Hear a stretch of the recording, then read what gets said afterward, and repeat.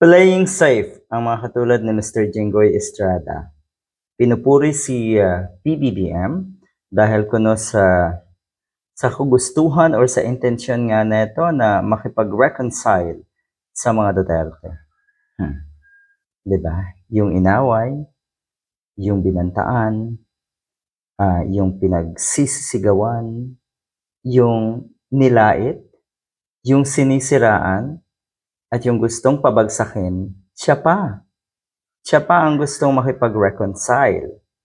Ang swerte naman ng mga Duterte at ang mga taong nasa paligid ni Duterte, ano? Pero kung babalikan natin ang sinabi nito si Mr. Jinggoy Estrada, hindi nga daw siya sang-ayon sa impeachment trial na ito.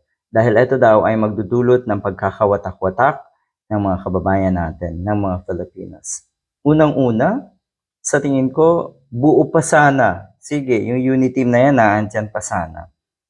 Pero nagsimulang magkawatak-watak dahil sa ugali ng isang Sara Duterte. Doon pa lang nagkakawatak-watak na.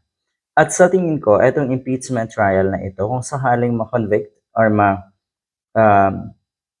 impeach na nga natuluyan sa Sara Duterte, siguro ito yung magiging tuldok, matutuldukan neto.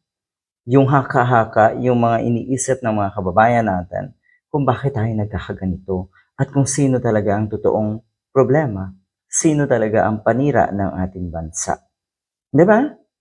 Abay, kung ikaw ba naman na simpleng katanungan sa Senado at sa Kongreso halimbawa, simpleng pagpapaliwanag ang hinihiling, hindi maibigay. Akala naman kasi natin sa Sara Duterte, ang gusto ng mga paliwanag na yan ay yung mga senador at yung mga kongresista mismo. Yang paliwanag na yan, kung tutuusin, ay deserve sana ng mga kababayan natin. Kung saan napunta yung mga pondo, kung paano nangyari na kahina-hinala ang paggastos ng mga confidential funds, at marami pang iba. Kung talagang walang kasalanan, siguro mas simple, mas madali na sagutin straight to the point kung ano yung mga katanungan ng mga kongresista. Yun naman ang punto doon eh.